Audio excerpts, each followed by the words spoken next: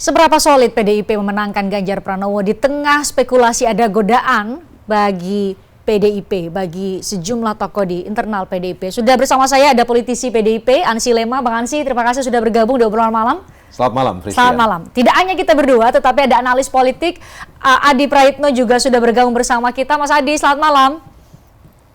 Selamat malam, Fristian. Ya, selamat malam. Kalau tadi sih saya sudah sampaikan ya, sudah tayangkan kepada pemirsa Bang Ansy, jawabannya Pak Ganjar solid banget.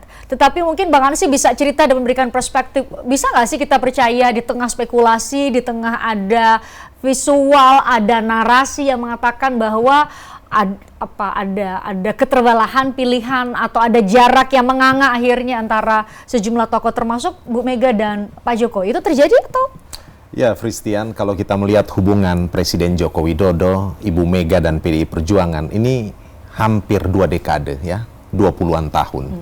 Dan hubungan ini selalu baik dan melewati tentu banyak sekali perjuangan bersama. Membuahkan 7 kemenangan sempurna ya. Presiden Joko Widodo itu sebelumnya pernah 2 kali menjadi wali kota Surakarta, Solo, kemudian 1 kali di Jakarta, dan kemudian 2 kali menjadi presiden diusung oleh PDI Perjuangan. Kemudian Mas Bobi dan juga Mas Gibran itu betul-betul didukung oleh PDI Perjuangan. Jadi PDI Perjuangan itu tidak hanya mengusung, memenangkan Presiden Joko Widodo dan keluarganya, termasuk Mas Gibran dan Mas Bobi, tetapi ikut mengawal kerja selama 5 tahun dalam setiap periodisasi kepemimpinan, baik di Solo, Jakarta maupun di level nasional.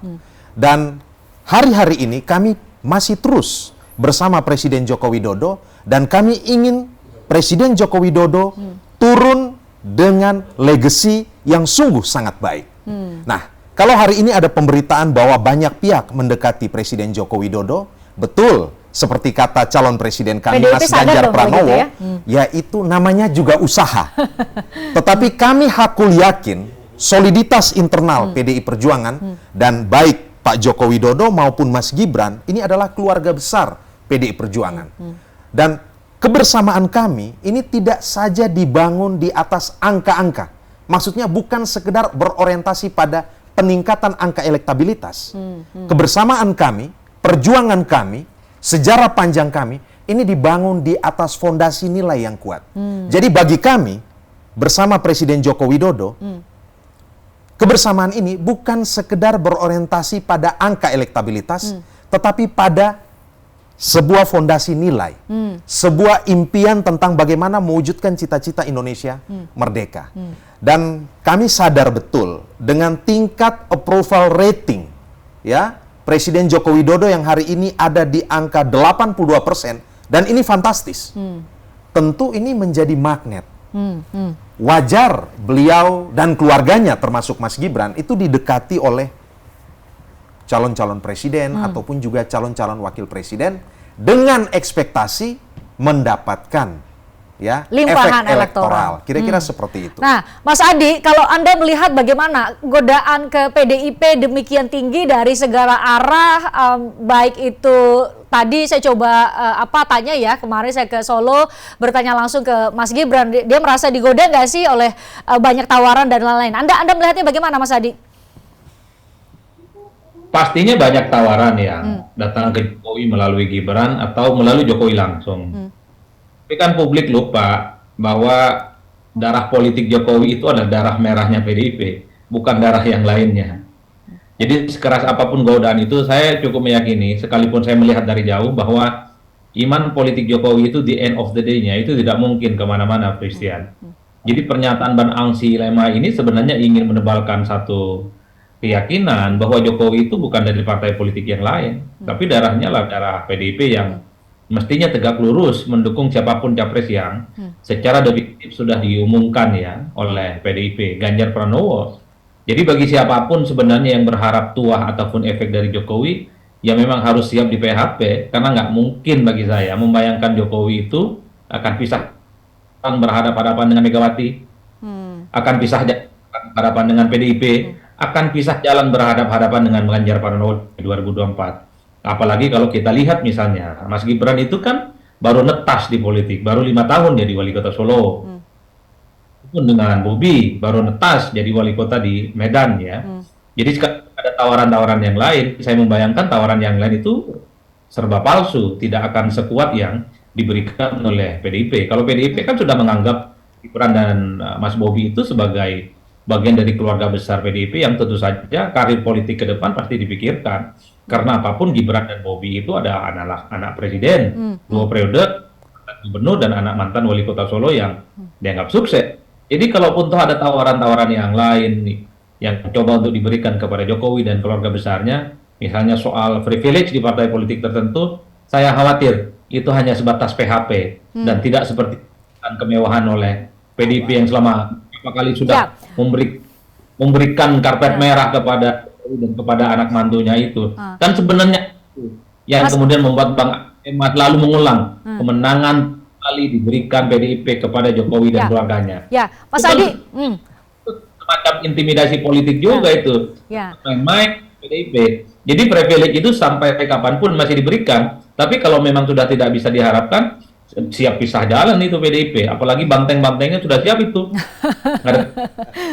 Ya, Mas Adi. Nah, kenapa Bang Adi sih? Ya, jadi Christian dan Bung Adi, jadi di PDI Perjuangan ini orang biasa bisa jadi presiden. Saya ambil 2 contoh kasus. Siapa? Ya, yang pertama Presiden Joko Widodo. Presiden Joko Widodo itu adalah presiden yang sungguh berasal dari rakyat kebanyakan. Beliau adalah orang yang betul-betul tumbuh dari rakyat, ya, betul-betul orisinal dari rakyat. Jadi beliau ini bukan elit politik, ya, di pusat, tetapi di PDI ruang untuk memunculkan, ya, masyarakat biasa menjadi presiden itu mungkin. Dan hari ini Mas Ganjar tengah melewati proses itu. Artinya apa? Artinya bahwa dalam posisi Presiden Joko Widodo pada hari ini dan juga Mas Ganjar menjadi calon presiden pada hari ini, bukan tidak mungkin akan ada wajah-wajah lain ke depan yang juga mendapatkan ruang dari PDI di masa yang kemudian begitu. Kalau kita bicara, kita lihat calon-calon presiden umumnya biasanya adalah ketua umum partai. Di PDI itu tidak selalu termasuk hal itu sekali ini Pak Ganjar Pranowo, bukan? Ya, Mas Ganjar Pranowo. Dan sebenarnya bicara soal kepastian bahwa orang biasa tumbuh dari masyarakat biasa menjadi calon presiden memimpin republik ini, itu di PDI dibuka ruang yang cukup luas. Artinya, ya, kalau kemudian ada yang memprediksi suatu ketika kalau kinerjanya positif, ya, Mas Gibran ini integritasnya bagus, kapasitasnya bagus, bisa dipromosikan ke jenjang yang lebih tinggi, itu bukan sesuatu hal yang mustahil di PDI Perjuangan. Itu konteksnya tadi, kalau di pertanyaan ke Mas Gibran, saya tanya soal apakah ada hasrat politik selain menjadi wali kota Solo, Mas Adi. Tapi saya mau balik lagi kita ke bicara mengenai siapa sih sebenarnya mengharap ini bahasanya, bahasa Indonesianya, bahasa formalnya adalah mengharapkan mendapat efek Jokowi. Mas Adi, Anda melihat apakah memang ada upaya secara sengaja dan secara masif karena kita mendapatkan visual, ada beberapa tokoh lain tadi ya Bang Ansi sebut, tidak hanya baca pres tapi juga mereka-mereka yang disebut punya hasrat untuk menjadi cawapres juga berusaha untuk mengidentikan dengan sosok Jokowi. Tapi dari data menurut Anda, atau Anda punya data di lembaga survei yang Anda pimpin, siapa sebenarnya yang dipersepsikan oleh publik menjadi penerus Presiden Jokowi? Kalau melihat dari data-data survei, ketika kita tanya soal siapa yang dianggap replika dari politik Jokowi, the one and only, tidak ada bahan apapun, Ganjar Pranowo. Argumennya banyak. Ya, pertama karena Jokowi dan Ganjar Pranowo itu sama-sama dari PDIP. Jadi publik itu sulit membayangkan kalau Jokowi tidak akan mendukung Ganjar Pranowo. Yang kedua, harus diakui juga bahwa Jokowi dan Ganjar itu betul kata Bang Ansi tadi, sama-sama yang bukan berasal dari darah biru politik di internal PDIP, ya bukan terah Soekarno, tapi adalah orang-orang biasa yang kemudian mendapatkan kesempatan yang cukup luar biasa. Satu privilege yang sebenarnya banyak publik lupa membaca ini, bahwa di internal PDIP cukup terbuka bagi siapapun yang kemungkinan itu dianggap sebagai representasi politik dari PDIP. Dua variabel ini sebenarnya bisa menjelaskan kenapa dalam survei-survei manapun yang kita lakukan, bahwa yang dianggap layak sebagai suksesor Jokowi, replika politik Jokowi, duplikat politik Jokowi itu tidak ada yang lain selain Ganjar Pranowo. Saya agak ekstrim memang ngomongnya begini, karena sulit saya membayangkan bahwa siapapun yang mencoba untuk mencari efek ataupun mencari petuah dari Jokowi di luar PDIP itu akan sulit. Karena kaki-kaki dan ideologi politik Jokowi itu adalah PDIP. Kecuali itu tadi, kecuali memang Pak Jokowi itu ingin pisah jalan dengan PDIP di 2024, ingin pisah jalan dengan Bang Ansy, ingin pisah jalan dengan PDIP dan Megawati. Bayangkan Jokowi bisa jalan dengan PDIP sampai Lebaran Kuda sekalipun itu tidak pernah ada bayangan itu, nggak mungkin bagi saya. Secara hierarki politik ya selama ini. Oleh karena itu, bagi siapapun yang mencoba untuk mendekati Jokowi berharap ada berkah elektoral yang kemudian akan berdampak secara signifikan ke mereka, saya khawatir mereka di kemudian hari itu akan sakit hati karena nggak mungkin Jokowi itu memberikan berkah politiknya kepada orang lain. Pasti diteteskan kepada kubu orang ataupun kelompok yang iman politiknya sama dengan PDIP, dengan Jokowi, yaitu Ganjar Pranowo, bukan yang lainnya. Jadi ketimbang sakit hati di kemudian hari, siapapun Pak Jokowi, di luar PDIP jangan pernah berharap akan ada efek Jokowi yang akan mengalir ke mereka. Kalaupun toh paling tingkat prosentasenya hanya sekitar 0,0 sekian persen, tidak terlalu signifikan. Karena overall, semua basis konstituen loyalisnya Jokowi itu ke Ganjar Pranowo, ke PDIP, bukan ke. Makanya di berbagai kesempatan PDIP selalu mengungkit soal kebaikan politik mereka kepada Jokowi dan keluarga besarnya. Bagi saya itu bukan lawan, tapi semacam ultimatum politik. Ingat loh, ya, Pak, bisa sampai saat ini itu ya karena PDIP, bukan karena bukan karena coklat, bukan karena kuning, apalagi oleh mereka yang saat ini tergabung dalam poros perubahan. One and only ya Jokowi. Darah politiknya PDIP, bukan yang lain. Mas Adi, coba kita elaborasi dari sudut pandang lain ya. Kita spesifik ke misalnya dua baca pres lain selain satu baca pres PDIP adalah Pak Prabowo Subianto dan juga Anies Baswedan dari koalisi Perubahan untuk Persatuan. Kalau Pak Prabowo kan kalau kita lihat secara awam ya, mungkin Mas Adi punya datanya, Pak Prabowo kan 2 kali pemilu itu diametral head to head dengan Pak Jokowi. Maka kemudian pertanyaannya apakah mudah untuk men-split atau mengubah dari dulu pendukungnya Pak Prabowo plus pendukungnya Pak Jokowi yang sudah terbiasa dalam tanda petik 2 kali pemilu diametral, atau melihat kekurangan dari Pak Prabowo kemudian diharapkan berpindah misalnya kepada Pak Prabowo. Itu satu kalau Pak Prabowo. Kalau Mas Anies atau Pak Anies misalnya saat ini berada atau didukung oleh partai-partai yang berada di luar dari pemerintahan. Artinya tentu bukan mereka yang puas terhadap kinerja Presiden Jokowi saat ini yang mencapai 80-an persen. Mas Adi, bagaimana analisis Anda terhadap dua baca pres lain selain Pak Ganjar Pranowo? Kalau dengan Anies Baswedan, saya hakul yakin dari data-data yang ada ya, bahwa tidak 0% pun pemilihnya Jokowi itu akan memilih Anies Baswedan. Punya satu mazhab, ketimbang memilih Anies, mereka lebih memilih untuk tidak memilih siapapun, alias golput. Jadi memang ada garis penegas yang kemudian membuat pemilih Jokowi itu haram hukumnya mendukung Anies Baswedan. Begitupun sebaliknya, haram hukumnya bagi pemilih Anies Baswedan karena mayoritas mereka itu adalah pembenci Jokowi, mereka akan migrasi mendukung Jokowi atau calon yang di-endorse oleh Jokowi. Maka tidak mengherankan kalau ada dua simulasi, yang maju itu misalnya adalah Prabowo dan Ganjar, pemilih itu banyak yang ke Prabowo Subianto, bukan kepada Ganjar Pranowo. Itu satu ya. Jadi kalau Anies ini ya bagaikan minyak dan air lah kalau dengan Jokowi. Nggak mungkin ketemu sampai kiamat sekalipun ya. Yang kedua, kalau Prabowo Subianto masih ada harapan, meski tingkat persentasenya tidak signifikan, masih di bawah 1% Christian. Jadi di antara para pemilih Jokowi di 2024, sebagian kecilnya itu bukan mayoritas ya.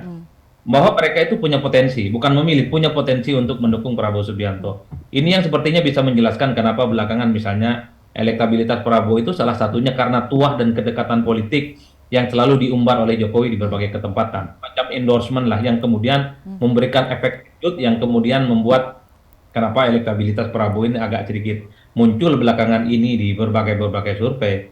Tapi saya selalu ngasih warning, kalau elektabilitas Prabowo itu karena faktor Jokowi, karena faktor endorsement Jokowi, ingat, kalau Jokowi sudah tidak dekat, kalau Jokowi sudah tidak mengendorse, itu secara perlahan elektabilitas Prabowo bisa akan turun dengan sendirinya, tanpa ada yang meminta turun. Kan begitu jalan ceritanya, Ya. Nah, Mas Adi, kenapa?